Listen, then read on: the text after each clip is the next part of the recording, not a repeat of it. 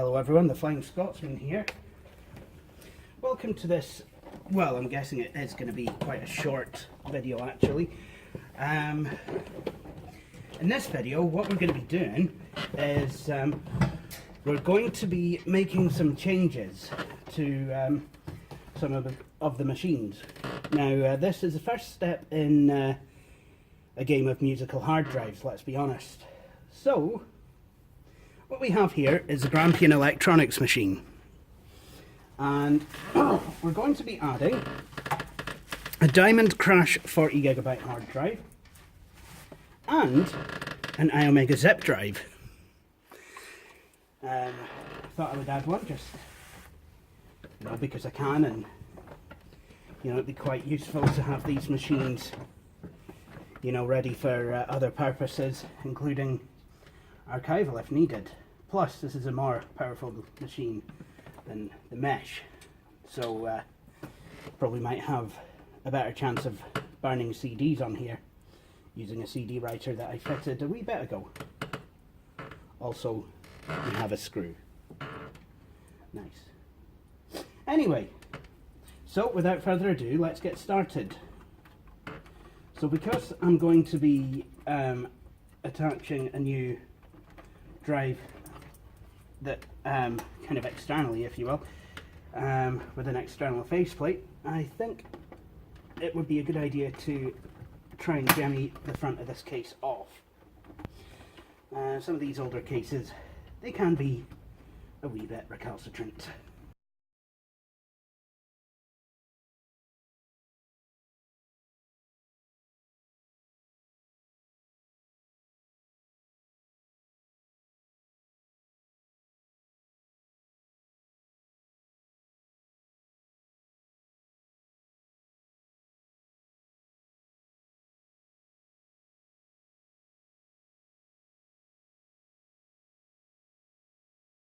Anyway, I think this is as off as we need this plate to actually be.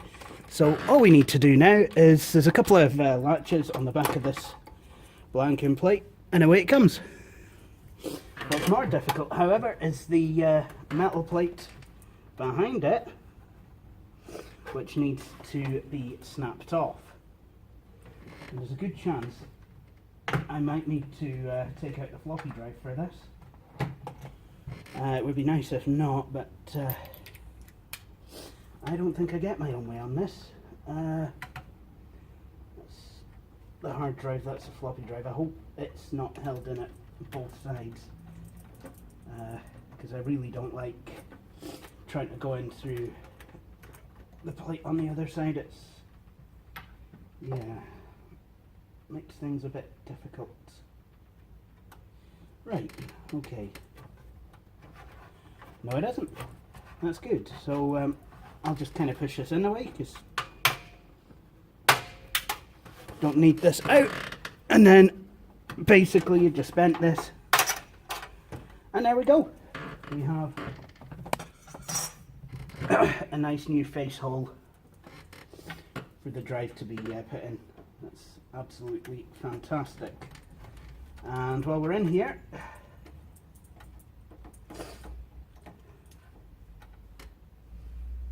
I will take out the old hard drive. See, I've realised 8 gigs is really not enough for what I need here. Should do though for the Windows 95 box. If not, I might have to get a bigger drive for it as well. But I mean, that all depends on what's in there. Yeah. There we go.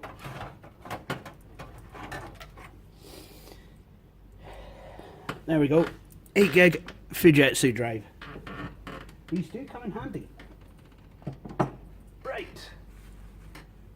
Now, next thing to do is, yikes, the zip drive. Oh no, that's fine. It's got no pins in it at all, which basically means it's set as slave, and that's exactly how I want it to be set. Now I know there's cable select, but I don't know, I've just kind of got into the habit of actually setting the drives properly. So let's have a look. So master. Yep, this looks to be set as master. So what I will do, I will just kind of throw that drive in there, as you do.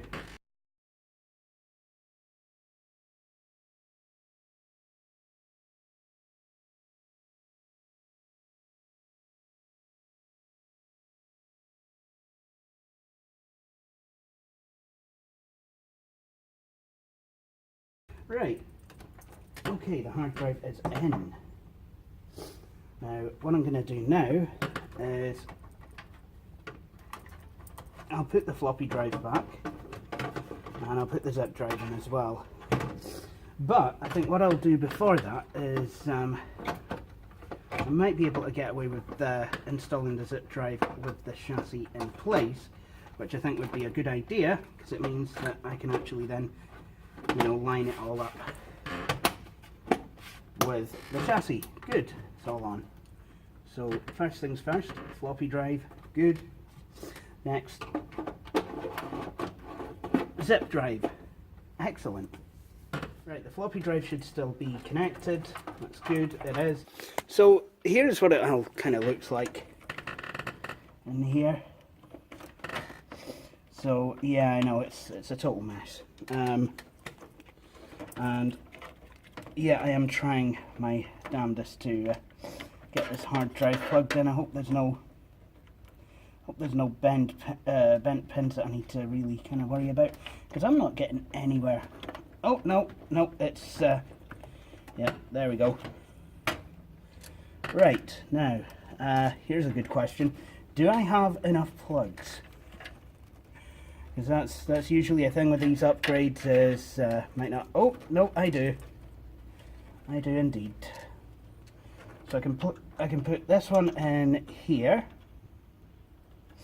hard drive. So that's now got data and power. Whoops. Last thing to do is to give the same to the zip drive, data and power.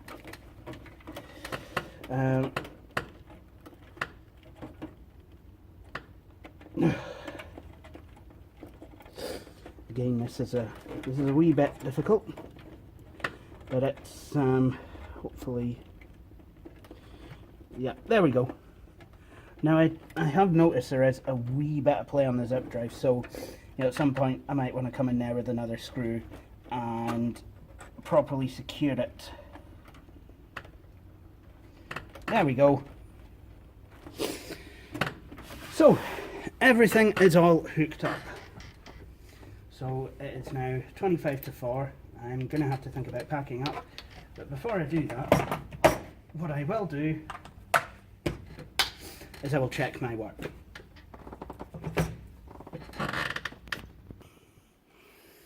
Okay, so now it's time. I have everything connected up. This PC is, it's not going to be sitting up there forever. It is going to go down back on the floor. I just wanted it up here so I could work on it. So let's test it.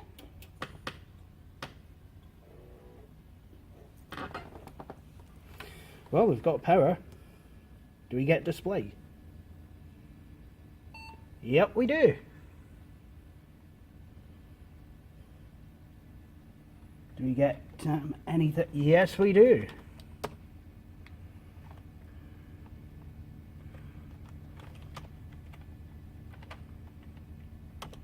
So this screen takes a wee bit to warm up, I think. But hopefully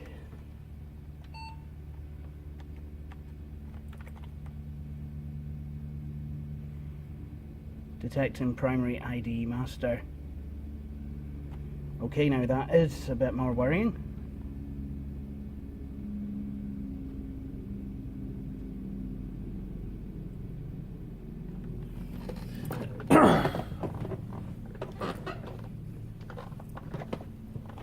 See, that should be detecting it, but it isn't. So let's unplug it. Wait, no, that's not right. I don't want to unplug the drive. I want to unplug the zip drive. Just check if it works, simplify if we have to.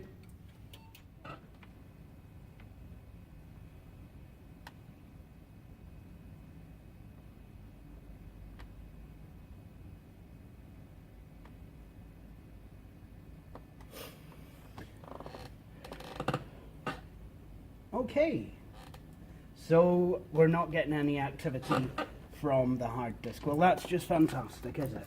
I think that's brilliant. Round of applause for you, you dick. This is why nobody talks to you at parties.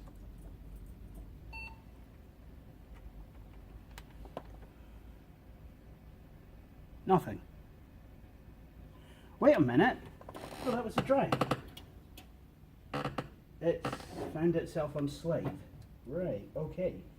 Nice.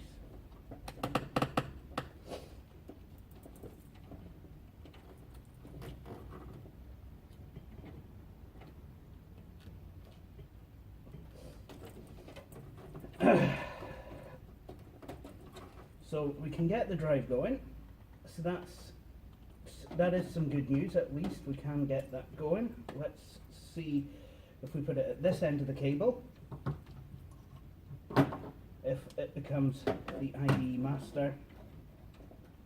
And yeah, we'll try that. So the drive does work. In a sense that the BIOS will read it. I mean, obviously there could be some nasties waiting on me.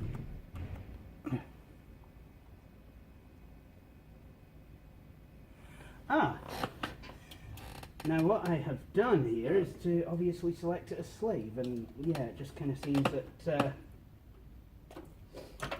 yeah.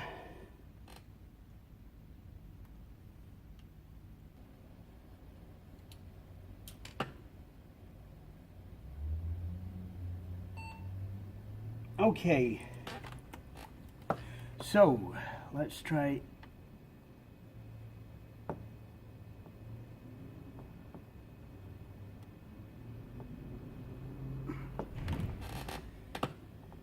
This drive does not like to be on that setting. I don't understand, I don't get it. It doesn't seem to like being a master. So I don't know if at this point, yeah, just, I don't know, Max Star. Throw me a frickin' bone here. Okay, that's not what I want. What about this setting on its own?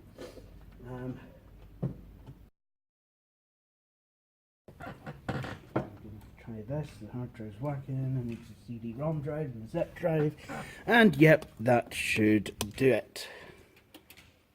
Oh, it's daytime.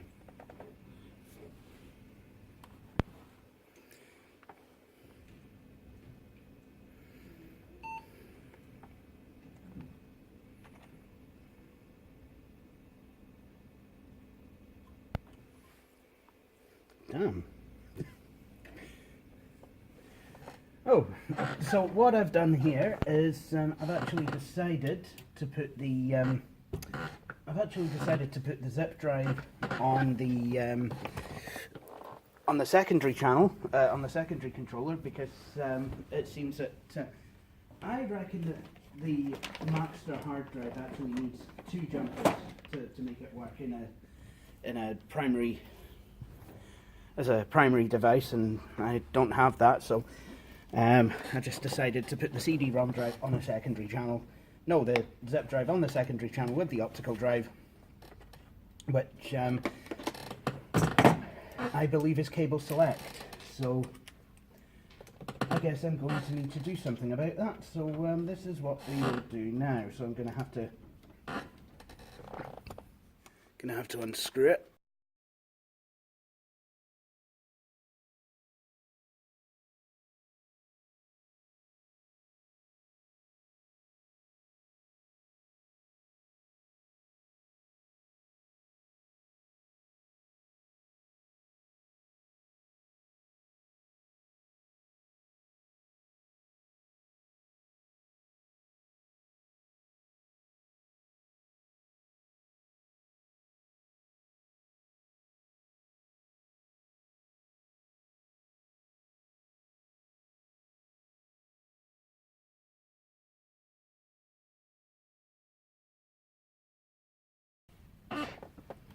I have freed the optical drive.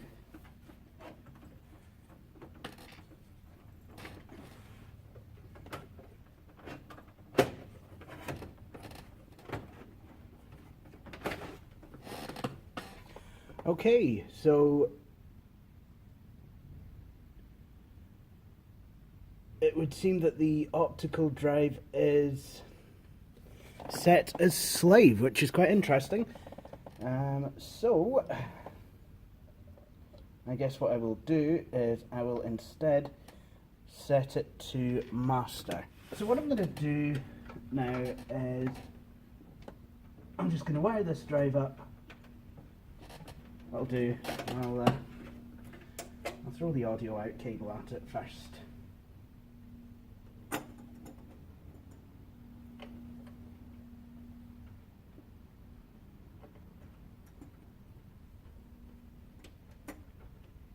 Nope.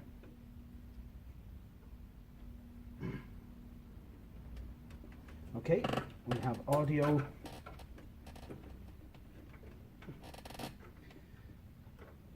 So the audio cable, for those who don't know, you have on older CD-ROM drives. Older CD-ROM drives, in some ways, you know, were kind of better than newer ones because they actually had on them CD playback capability. As in, you could use these drives as just kind of a standalone CD player. And that's how old games got their music. Newer drives, they read CD music digitally. So basically, they'll kind of just load it all up as it goes along. Not entirely sure how digital audio disc reading works, but yeah, I mean that is something that happens. Whereas older drives like this, they can read digitally, but they can also do analog as well.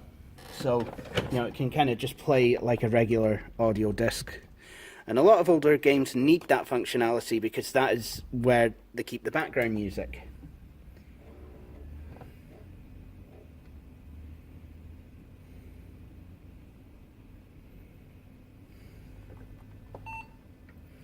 Okay, let's have a look. Result. We're in.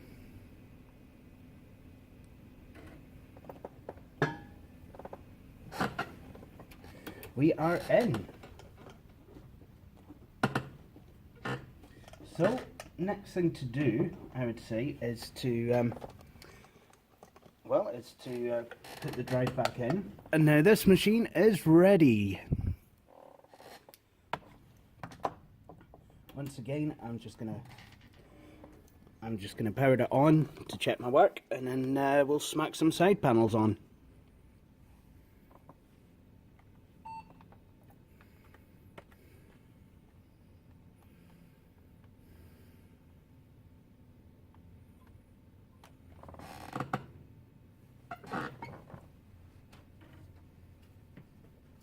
Yep, that works.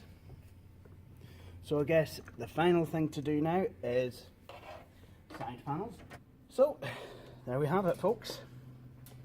This system is now ready to go. Okay, so now I thought I would start the process of reinstalling stuff on here. So this is what's going to happen. So I've just put the Windows 98 CD in, and it's away to boot from it now. So I think by now y'all ken the drill. In fact, it's a good job I'm doing this because I realise this is a 40 gig drive and it is going to take a bloody age to format, so actually I think I did the right thing. So first of all, what I'm going to do is F-disk it. Apparently there's an NTFS partition on here, so to delete that, what I need to do is delete that partition or logical DOS drive type 3, and then it's a non-DOS partition, so I'll select 4. Which one do I want to delete? Number 1. Are you sure you wish to continue? Yes, I do. Ugh. Yes. So now this hard drive is ready for a new partition table. So I want to create a DOS partition or logical DOS drive. I want to create a primary partition, and this is then going to verify the drive integrity, which isn't there because it's a Crapster Diamond Crush drive, but hopefully it'll work. Right, and now it says, do you wish to use the maximum available size for a primary DOS partition? Make the partition active? Why, yes, I do. Thank you for asking. So this will once again verify the drive integrity. You know, it itself is going to take a wee bit of time to do that. So I'll be back. After that's done, I will need to reboot, and when I'm rebooting, that's when I'll come back.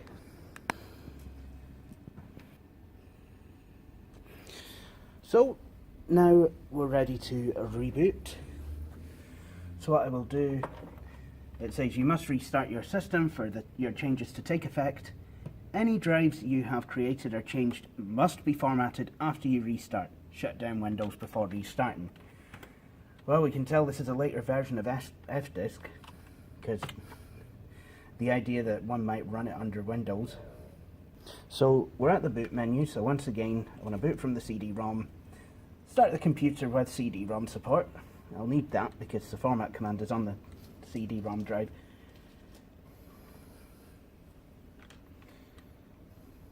And then what I want to do then is go to dcdwin98 and then just type format C:, so that's formatting the C drive /S, make it bootable. Warning, all data on non-removable disk drive C will be lost. Proceed with format. Yes. And there we go. So this will now go on and do its own thing. It's actually working a bit quicker than I would expect it to, but it is going to take quite a while. So we're now at a stage where we're ready to install. The hard drive's been formatted. We're actually booted from it, and I've copied the Windows 98 installation files across, so all that remains is to start Windows setup.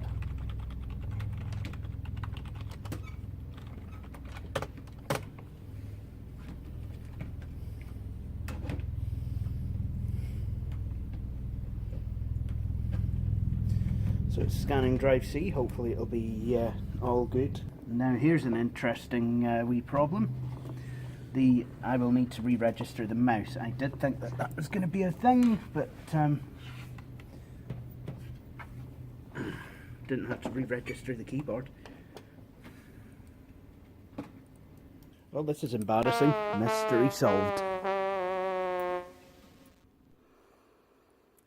Okay, now I must confess, it's not what it looks like. Seriously.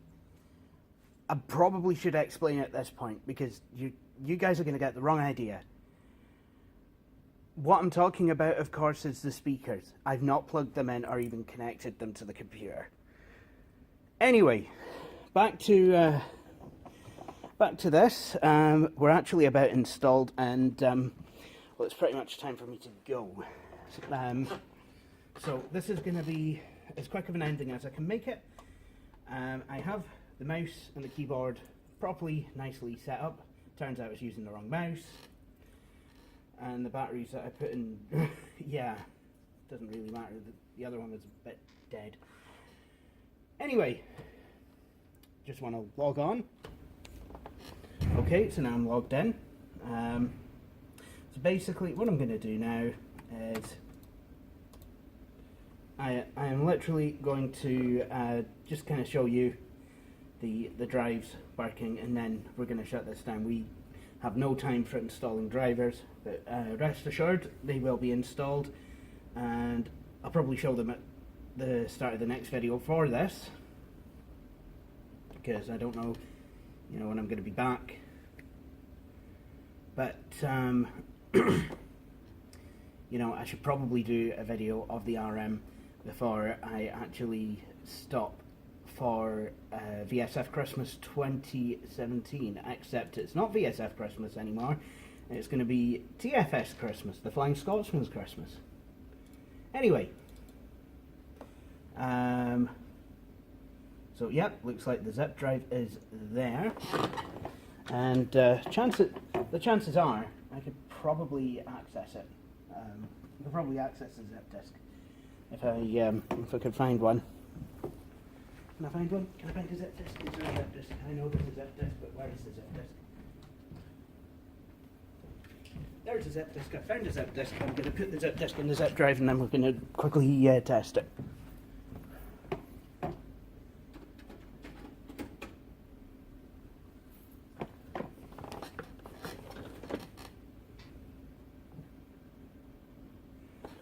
And there we go. Drivers, Microsoft. Wasn't that nice? I have drivers here for the keyboard, mouse, and joystick. So, zip drive. Next thing I wanted to show you is a hard drive. 31.4 gigs. Okay, I'd have expected more from a 40 gig drive, but oh well. There it is. Read it and weep.